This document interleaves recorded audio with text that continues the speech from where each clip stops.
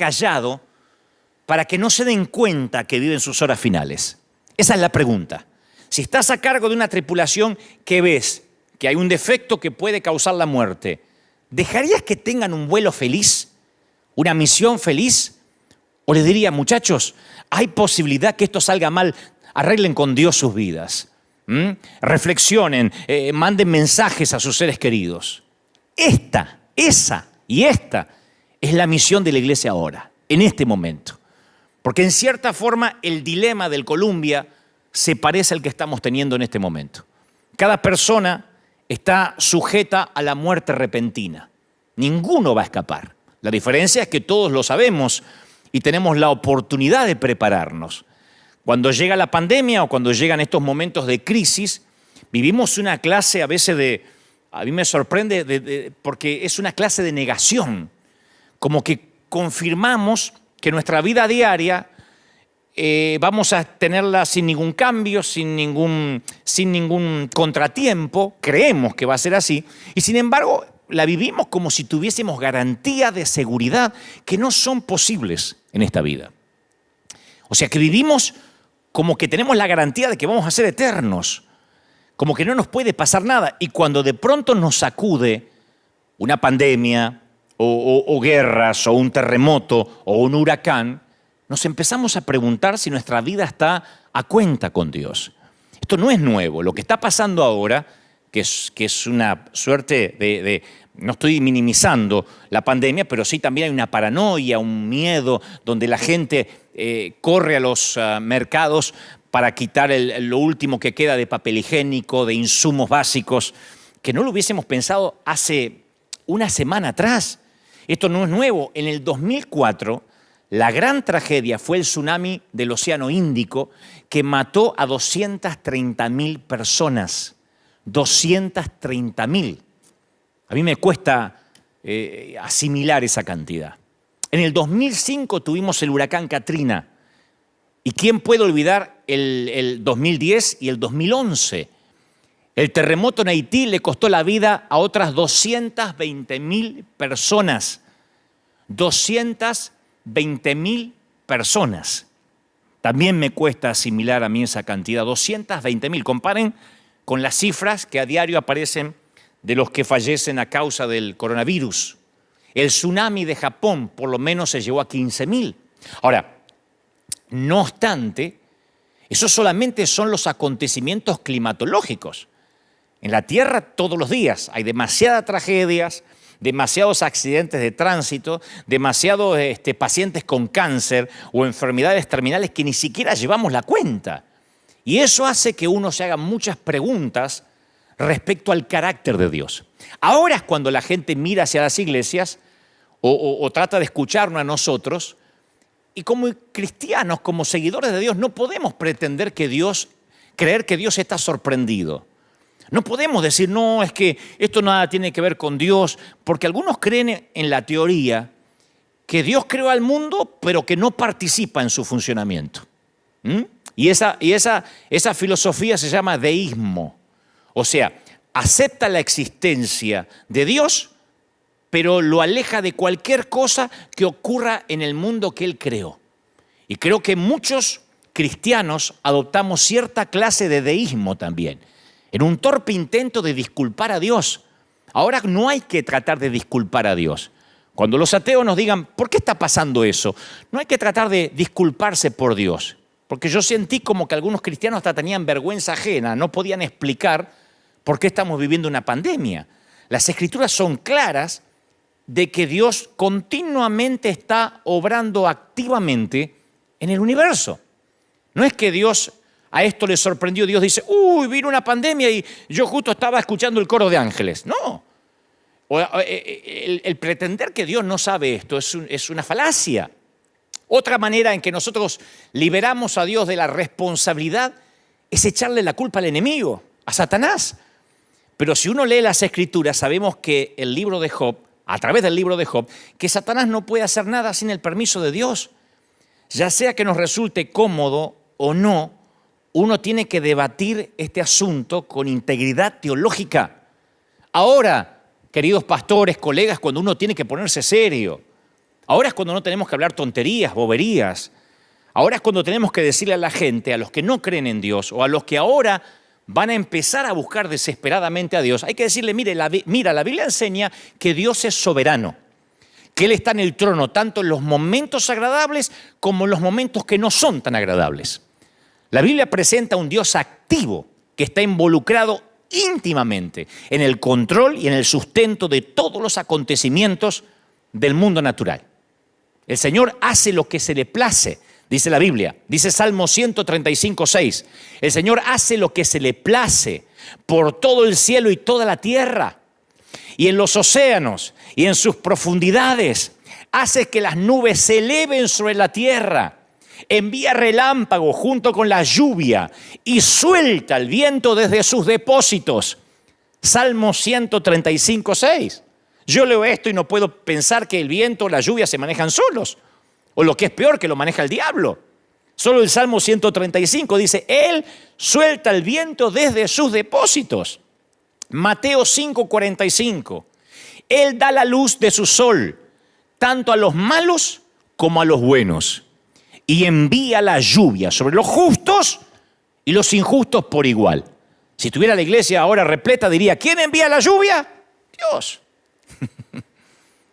Él lo hace. Él ordena que caiga la nieve en la tierra. Job 37:6. Él ordena que caiga la nieve en la tierra y le dice a la lluvia que sea torrencial. Digo, por si alguien piensa que la inundación es un error de cálculo y el diablo tomó el control mientras que Dios miraba para el otro lado. El aliento de Dios envía el hielo y congela grandes extensiones de agua. Él carga las nubes de humedad. Estoy leyendo Job 37:6. Él carga las nubes de humedad y después salen relámpagos brillantes. Las nubes se agitan bajo su mando y hacen por toda la tierra lo que Él ordena. O sea, yo creo que cuando veo las Escrituras no puedo en ningún momento dudar que Dios en algún momento del planeta pierde el control. Vemos un Dios que envía un diluvio para destruir un mundo oscurecido por el pecado y salva solo a Noé, al piadoso Noé y a su familia. Envía un fuego para destruir a Sodoma y Gomorra por su perversidad. Envía plagas para castigar a Egipto. Crea una plaga que mata a 70.000 hombres debido al pecado de David al censar a la gente. Una historia que en otro momento les voy a contar. Envía una tormenta para atraer la atención de Jonás y llevarlo al arrepentimiento. Entonces, cuando uno ve ese Dios, uno piensa, a ver, desde Malaquías a San Mateo, ¿será que Dios se ayornó? ¿Se ablandó? No estoy diciendo que era un Dios malo, explicaré eso en momentos, ni que Dios sea malo hoy. Quiero que entendamos que cuando pasan estas cosas, los predicadores no tenemos que salir a tratar de disculpar a Dios. Ayer veía un programa de televisión de alguien que decía, bueno, esto no tiene que ver con Dios. Entonces, ¿con quién tiene que ver? ¿Con Trump? ¿De verdad? ¿Con Maduro? ¿Con los políticos que nos tocó en desgracia en algunos países de América Latina? ¿Con quién tiene que ver? Primero uno tiene que concientizarse por qué está pasando eso, si no, no vamos a encontrar la solución.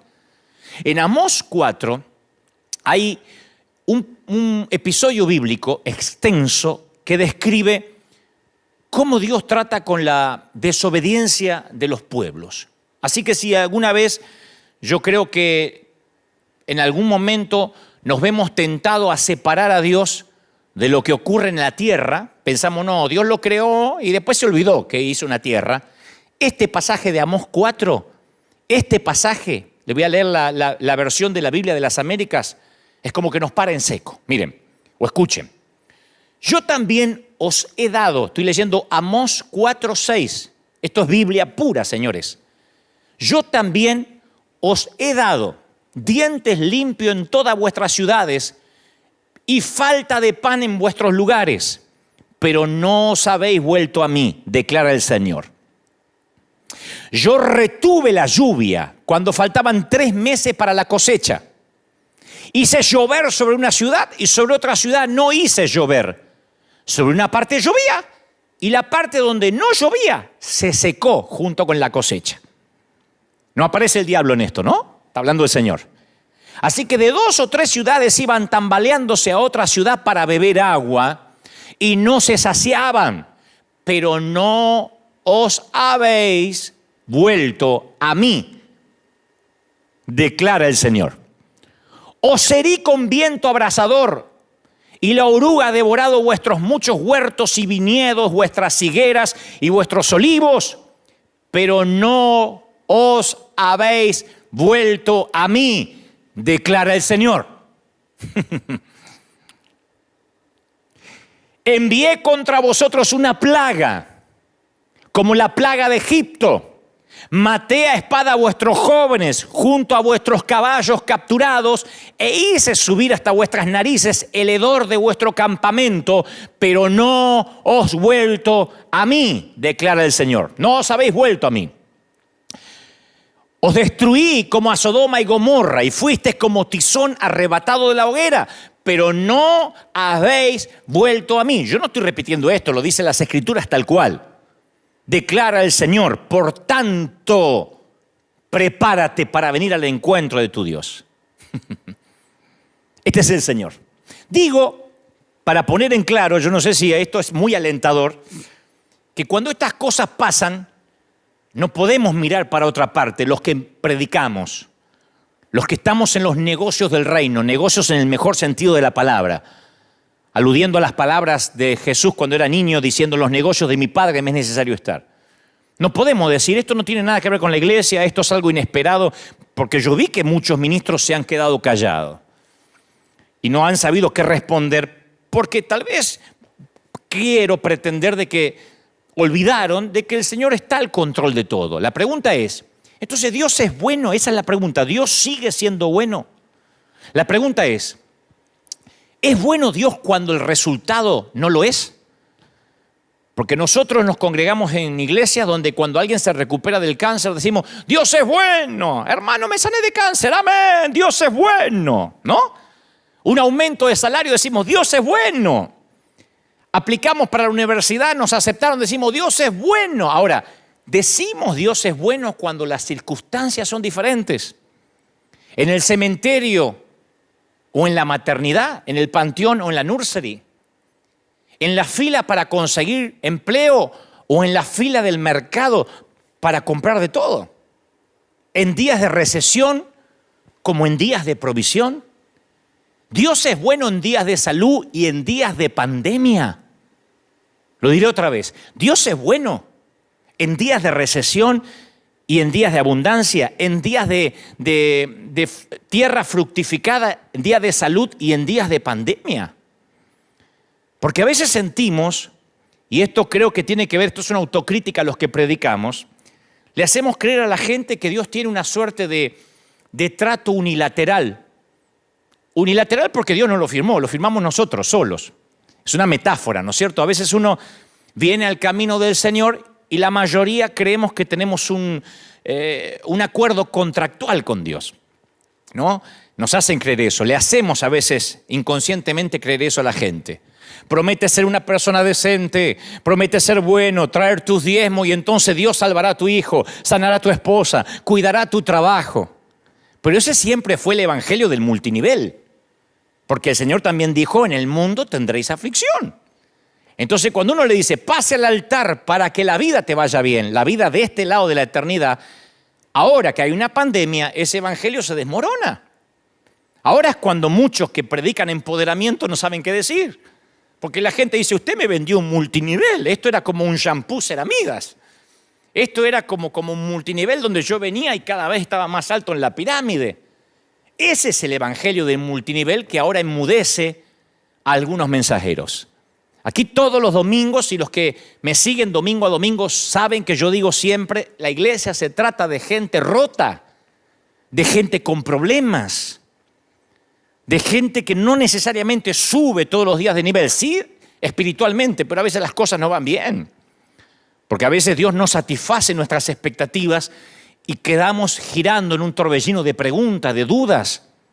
Y ahí es cuando llegan los clientes, entre comillas, a reclamar las garantías de lo que compraron, ¿no? Y yo quiero que sepas bien esto: Dios no ha hecho tratos con nadie. Dios envió a su Hijo para darnos vida eterna. Y después prometió que es muy probable que aquí tengas aflicción, que vas a escuchar de guerra, de rumores de guerra, de pestilencia. Sí, hay promesas de que ninguna plaga tocará tu morada, pero a mí me toca orar por sanidad, gente que se sana en el nombre del Señor, y también sepultar a otra gente piadosa. En la iglesia tenemos testimonios de gente que ha venido en silla de ruedas y ha caminado, y otros que siguen confinados a un bastón, a una silla de ruedas. Y yo no puedo ser tan torpe de pensar que a unos Dios los ama y a otros no.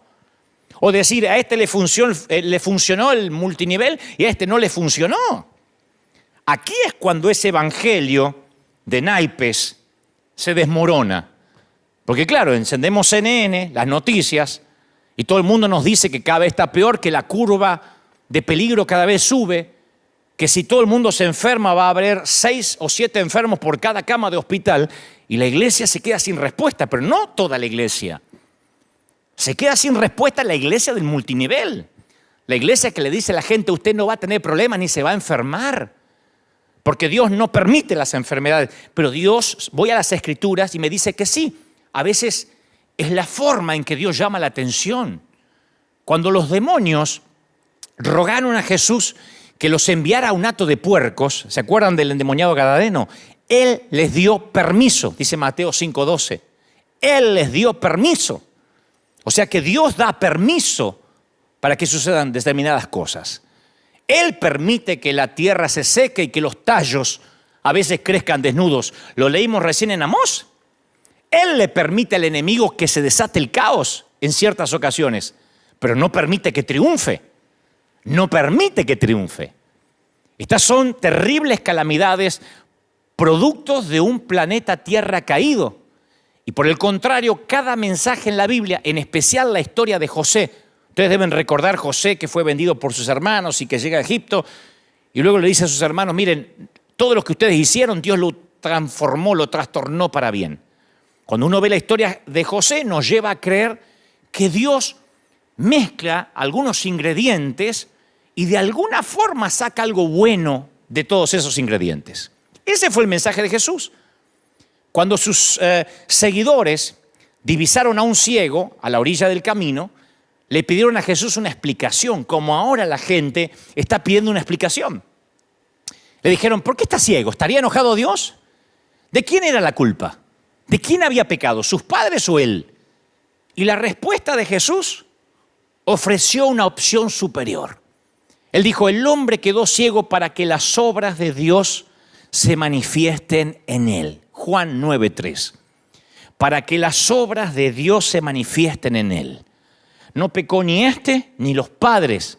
Lo que está ocurriendo es para que Dios manifieste su poder. Porque si Dios llegamos a la conclusión que no está a cargo de los desastres del mundo, ¿cómo entonces vamos a decir que dependemos de Él, que Dios está al control de nuestra vida y de nuestro futuro? O sea, ¿de verdad estamos predicando un Dios que se ocupa de mi uña encarnada, que se ocupa de los divorcios, que se ocupa de la mamá que perdió a su hijo, pero no se ocupa de los desastres climáticos o de las pandemias? ¿O Dios está involucrado en todas las funciones del mundo o no está involucrado en ninguna? Pero no es un Dios que algunas cosas se le escapan y otras cosas sí las tiene en cuenta.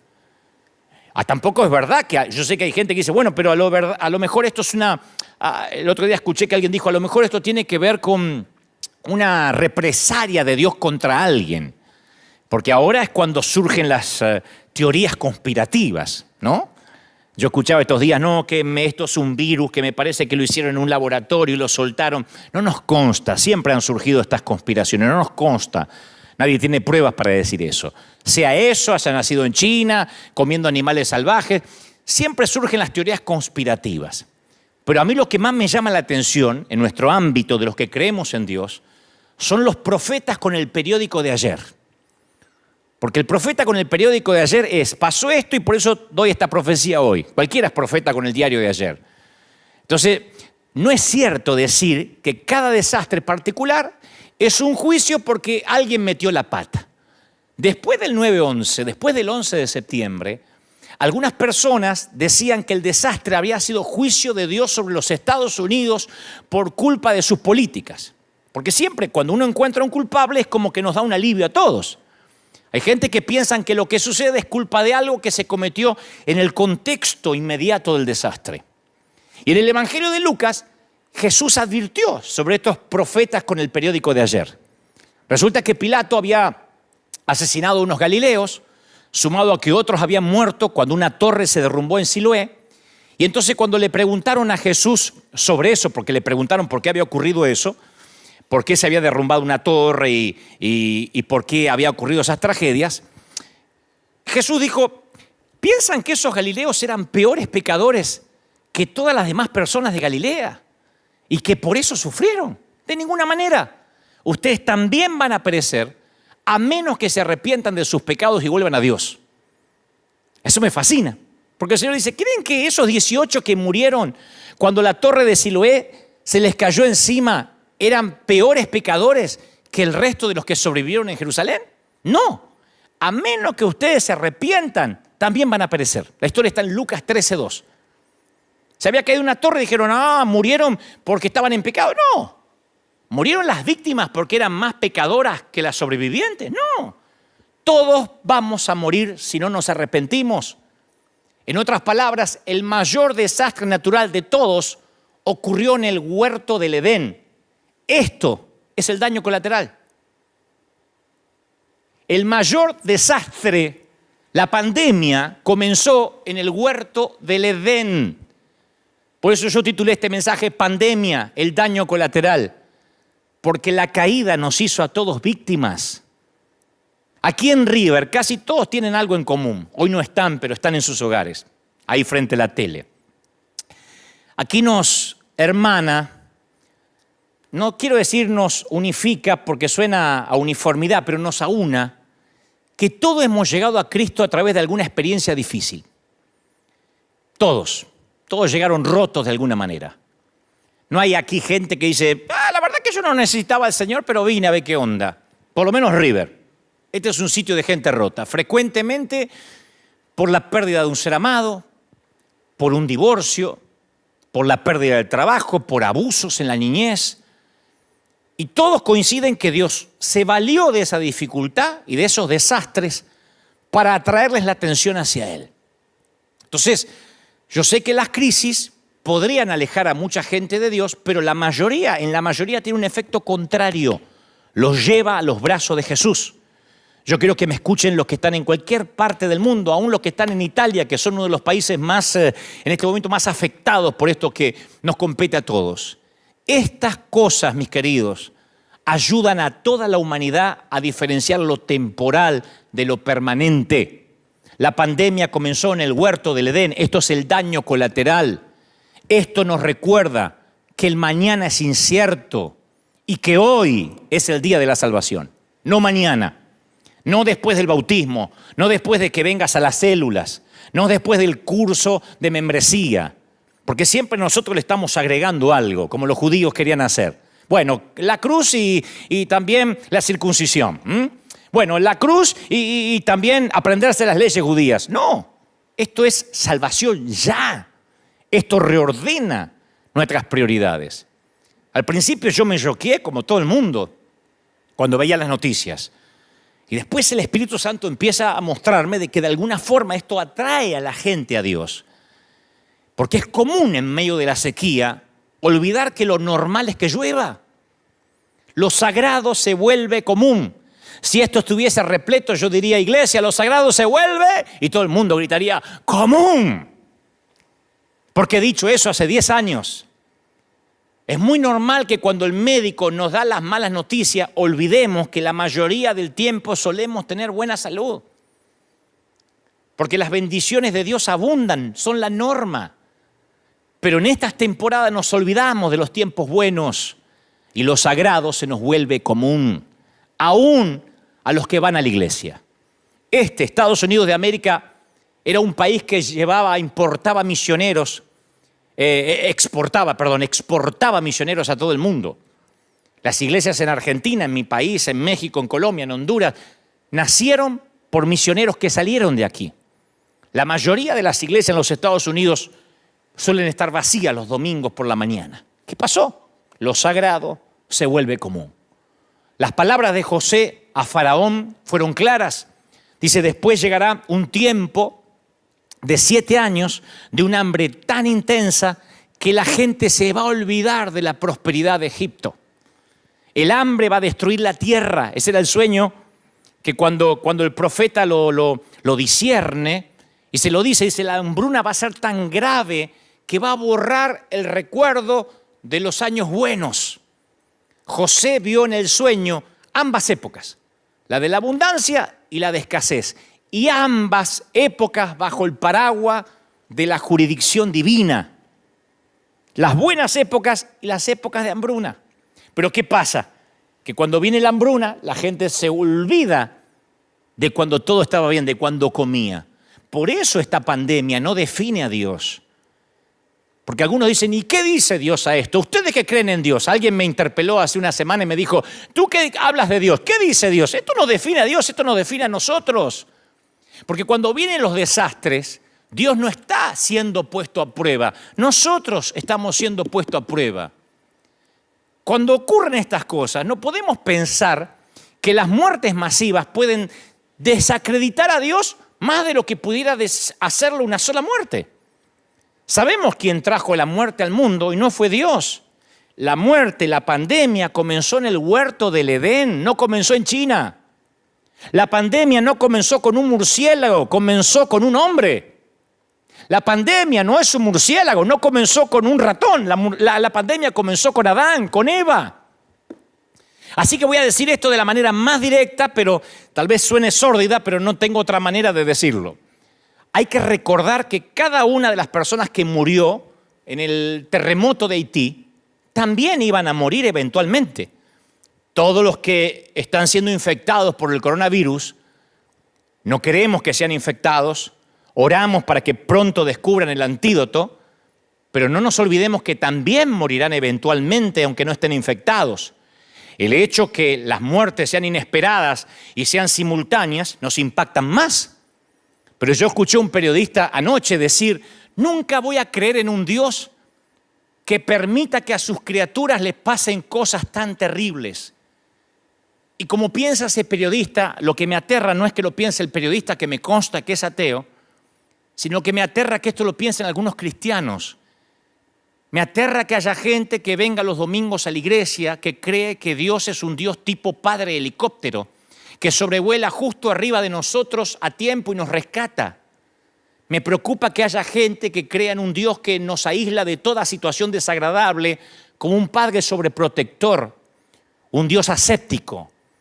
Hay un montón de gente que cree en un Dios que le garantice protección, seguridad, felicidad, que los libre de tragedia y dolor. Eso es un seguro médico, un multinivel, pero no es Dios. Porque si uno no dice esto, cuando la gente después, a mí como pastor me viene y me dice, ¿sabe? Tuve que enterrar a mi padre. Tuve que sufrir la tragedia de un hijo. Gente con leucemia, con cáncer. Yo creo que Dios sana. Claro que sí, y oro siempre por sanidad.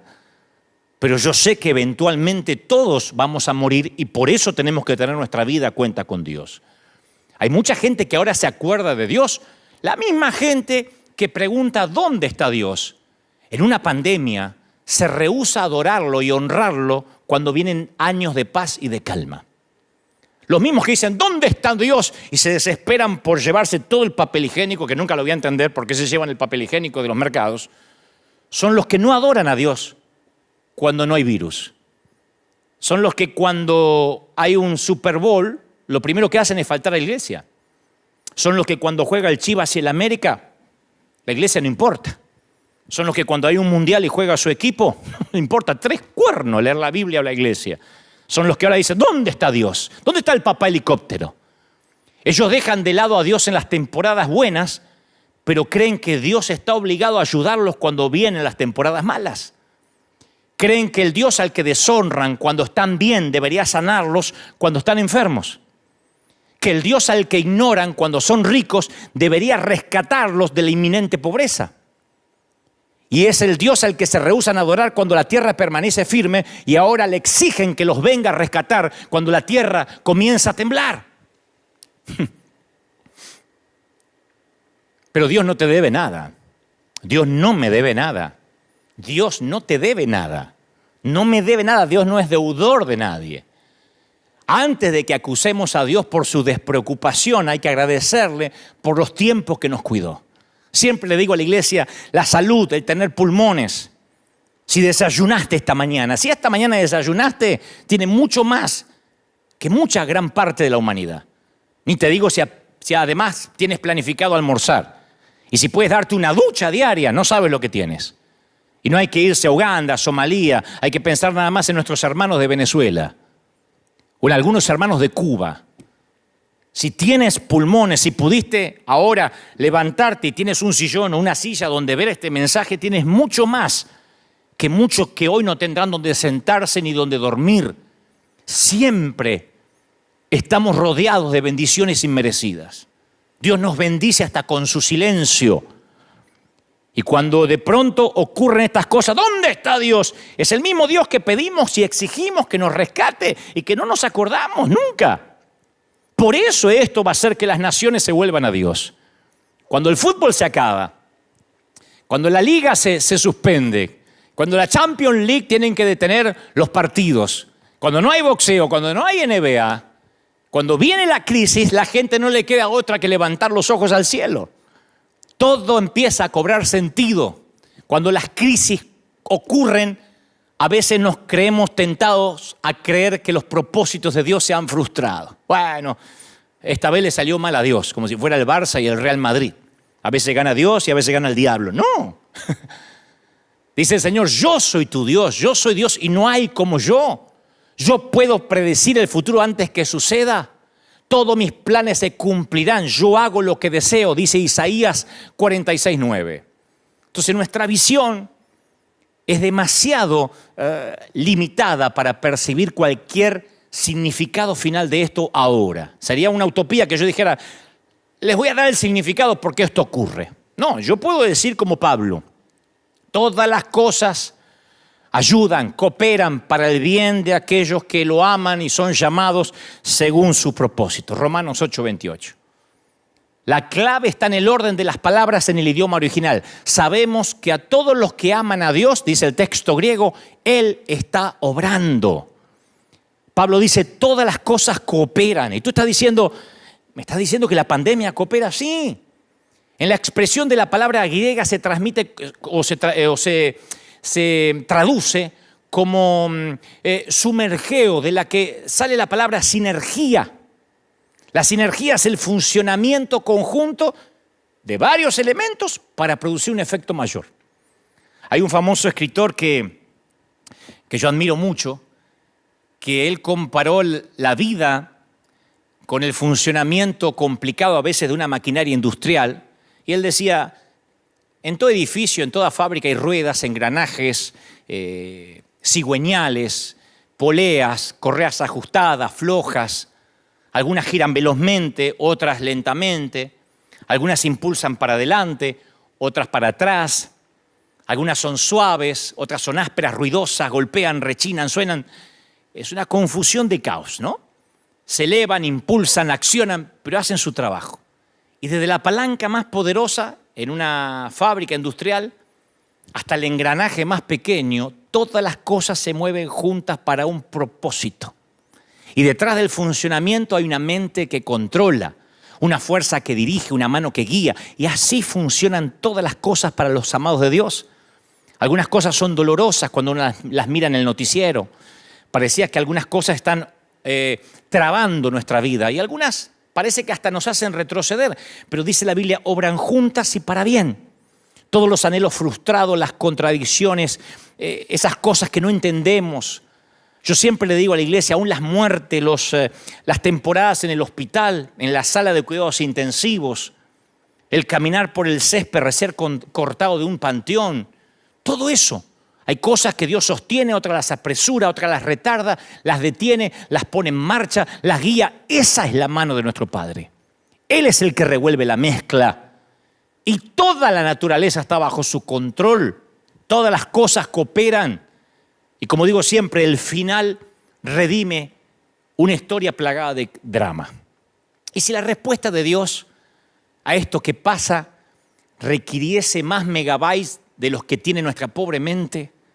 Y si no estamos entendiendo, porque Dios de alguna forma esto lo va a trastornar para bien, Pablo dice, porque esta leve tribulación momentánea produce en nosotros un cada vez más excelente y eterno peso de gloria, le escribe a los Corintios.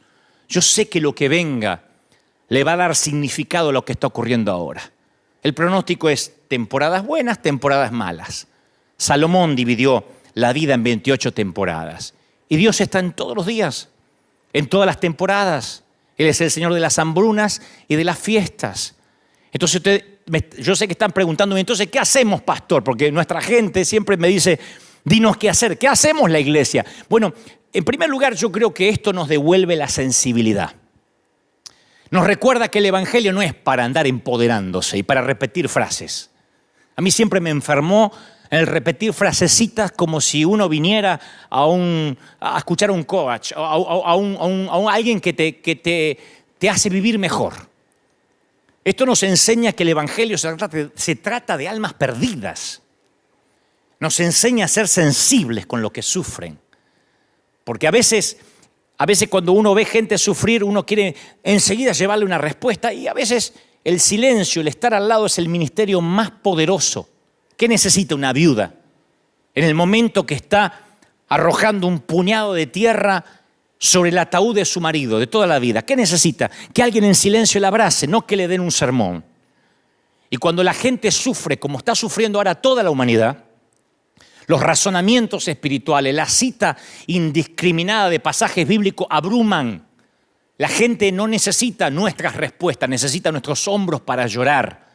Por eso esto me alegra, porque cuando esto pase, porque va a pasar, yo sé que la gente que va a ir al Lighthouse ya no van a ser 50, van a ser cientos. A mí me gusta que esto nos sensibilice. Estos son los momentos en que la iglesia de Jesucristo tenemos que entrar en nuestro apogeo. Este es el momento que tenemos que decir, sí, esto es iglesia. Ahora es cuando los presidentes no saben qué decir. Yo veo a los presidentes, desde los Estados Unidos por lo menos, a inclusive los de Europa, titubean. Les escriben, pobrecitos, lo que tienen que decir y titubean. Ahora es cuando los que se supone son los jefes de Estado, los comandantes en jefe de las Fuerzas Armadas no saben qué decir. Y ahora es cuando la iglesia tiene que hablar. Y ustedes dicen, ¿y cómo hablamos? Ahora es cuando la gente tiene dolor y a veces lo único que tenemos que decir es, mira, me gustaría sentarme contigo, tomar una taza de café y que trabajemos juntos en las preguntas que tú tienes, pero ahora estoy aquí para servirte. Es que tengo miedo porque me voy a enfermar. Yo estoy aquí para estar contigo, para servirte. ¿Qué puedo hacer? Porque esto nos recuerda que estamos de paso. Apocalipsis 21:3 dice, oí una voz fuerte que salía del trono y decía, miren, el hogar que Dios está preparando. Miren, Él vivirá con ellos y ellos serán su pueblo. Dios mismo estará con ellos. Él mismo, Él secará toda lágrima de sus ojos. No habrá dolor y estas cosas no existirán más. O sea que este no va a ser nuestro hogar permanente. Ese es el mensaje que alguien que no tiene a Dios necesita oír ahora. Pablo dice, toda la creación espera con anhelo el día futuro en que Dios le revele a sus hijos verdaderos la eternidad. Porque sabemos que toda la creación gime de angustia como si tuviera dolores de parto, le dice Pablo a los romanos. Ahora es cuando hay que decirle, no te preocupes, sabíamos que esto iba a pasar. En nuestra iglesia continuamente hablamos de los días finales, pero no te preocupes. Porque vamos a salir de esto y esto va a hacer que reordene tus prioridades. ¿Va a haber cura para la pandemia? No quiero parecer un profeta con el periódico de ayer. Yo sé que pronto los científicos, los infectólogos van a dar con la vacuna contra el coronavirus. La Biblia dice que Ezequías había enfermado gravemente y Isaías le había dicho a los siervos de Ezequías, preparen un ungüento de higos y pónganlo sobre la llaga y Ezequías se recuperará. La historia está en Isaías 38:21. Y la enfermedad fatal de Ezequías se originó por una llaga en alguna parte de su cuerpo. Probablemente suponemos que se había infectado y que se estaba filtrando veneno en su sistema, por eso estaba por morir. Y Dios le da instrucciones a Isaías para que se sanara, pero que tenía que transmitir una cura, una suerte de asepsia a los médicos de la corte. O sea, la receta era un ungüento, una pasta hecha con higos machacados para aplicarlo en la llaga. Uno se podría preguntar por qué Dios no lo sanó simplemente con un milagro. ¿Por qué no sanar a Ezequías por medio de un milagro, una palabra? Dios tiene la costumbre de usar a su gente, a sus dones y a sus recursos para llevar a cabo sus planes. Fuimos creados para ser asistentes de Dios y hacer su obra en la tierra. Así que así como Dios con Isaías usó a los médicos de la corte, yo sé que Dios va a usar a los científicos que están ahora investigando y creo que va a ser pronto para que den con la cura. Yo estoy convencido de eso, que esto va a pasar, pero vamos a reordenar nuestras prioridades. Vamos a ordenarla de modo que cuando esto pase, que va a ser pronto, no diré yo una fecha porque no estoy fungiendo de profeta, solamente de transmitirte lo que Dios me dijo que te diga.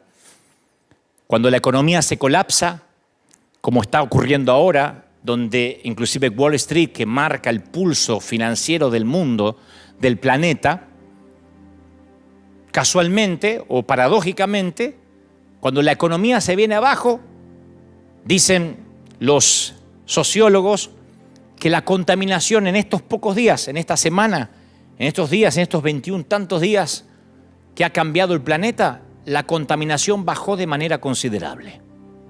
Claro, la calidad del aire que respiramos ha mejorado considerablemente. No obstante, seguimos respirando. Para lo que decía recién, que a veces olvidamos las cosas comunes, las cosas que Dios nos permite tener, ¿no? Seguimos respirando. Algún propósito, Dios es el que revuelve y hace que todo obre para bien. Algún propósito hay. En un momento en que las minorías reclaman no ser discriminadas, en un momento que las minorías defienden el lenguaje inclusivo, incluso, que van a las plazas y dicen hay que cambiar la manera de hablar, hay que decir todes en vez de todos, porque eso nos mete a todos. Aparece un virus que nos hace experimentar que en un cerrar de ojos todos nos convertimos en discriminados o en potenciales discriminados. No solo las minorías sexuales, las minorías religiosas, las minorías étnicas, todos. Todos podemos ser potenciales enfermos. En aquellos a los que no se les permite cruzar las fronteras, en aquellos a los que no tenemos miedo que nos transmitan enfermedades, aún no teniendo ninguna culpa, siendo de raza blanca, raza negra, occidentales, asiáticos, no importa los lujos económicos que tengas a tu alcance.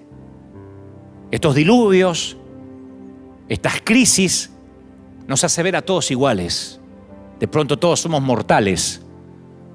Abrimos el periódico y descubrimos que alguien que coloca a Oscar sobre la chimenea, que levantó Oscar de la academia por sus películas como Tom Hanks, dice, estoy enfermo y estoy atravesando la pandemia y estoy atravesando la enfermedad, y uno dice, wow, esto no es aquello que afectaba a los de Haití, ¿no? Esto no es aquello que vivían allá en una parte de África que nunca voy a ir.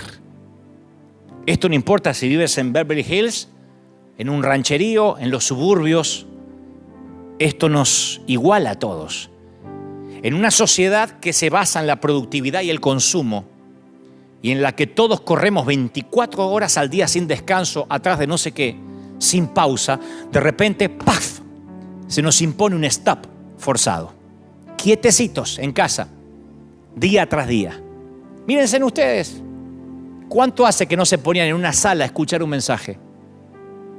¿Escuchaste al predicador aquel? Sí, lo escuché en el celular mientras manejaba, mientras que iba al trabajo. Yo mientras tomaba café.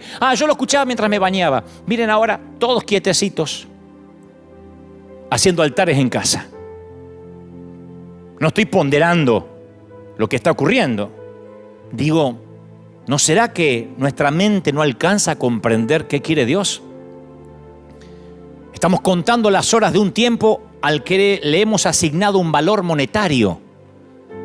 Porque la gente mide el tiempo en retribución a algún tipo de dinero. Y entonces cuando ahora nos obligan a pasar tiempo, a trabajar desde casa, de pronto valoramos el tiempo. Yo extraño horrores a nuestra gente. Los extraño. Y creo que en algún momento habré pecado de tomármelos como algo común. Todos los domingos, hace 10 años, yo salgo aquí y a las 9 de la mañana esta iglesia está repleta, la arena está llenísimo y sale la gente promediando las 11 y a las 12:30 se vuelve a llenar. Los niños corretean, esto es literalmente un hervidero de gente. Hoy los extraño. Hoy la mayoría de las iglesias en los Estados Unidos de América, por lo menos,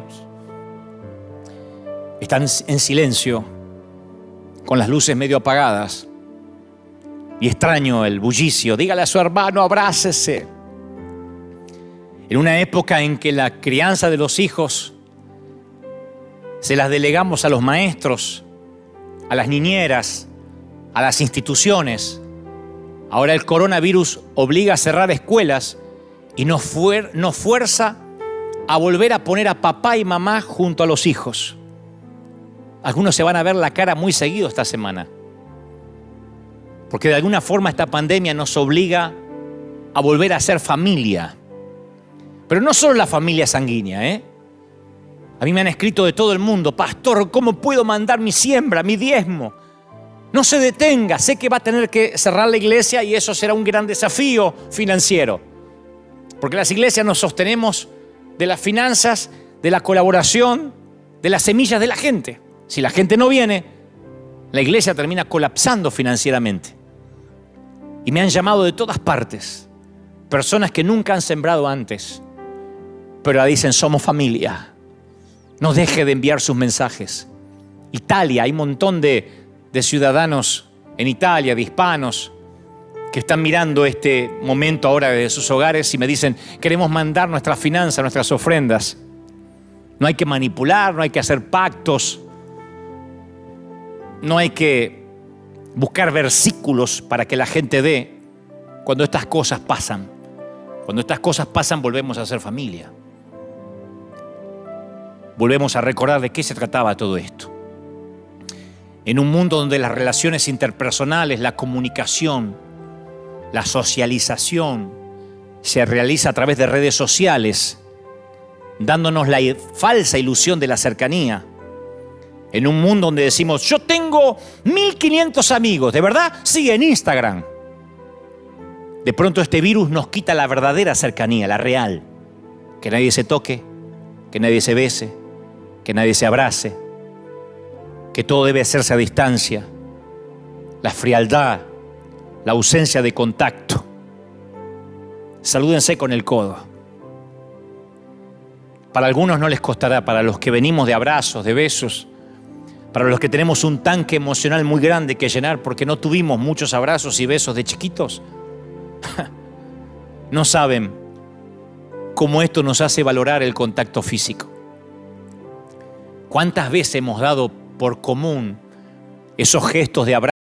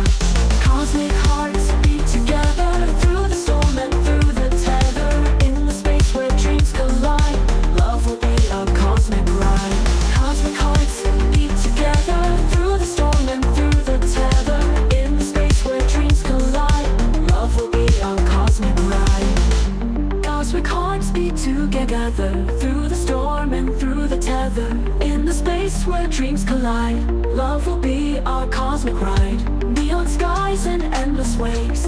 In your eyes I find my way. Lost in time, a spark of hope. In your love, my home I found.